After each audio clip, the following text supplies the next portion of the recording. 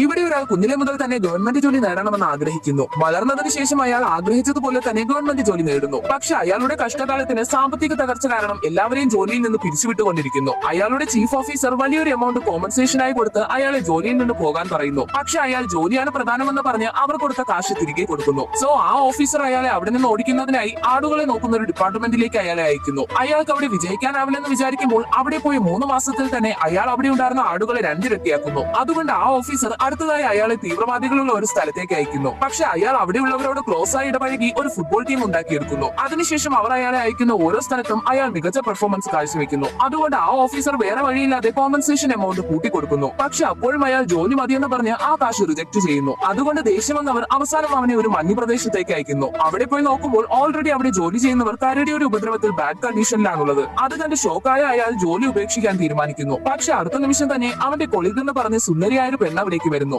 അവളെ കണ്ടതും അയാൾക്ക് ജോലി ഉപേക്ഷിക്കാമെന്ന ചിന്ത തന്നെ ഇല്ലാതാവുന്നു.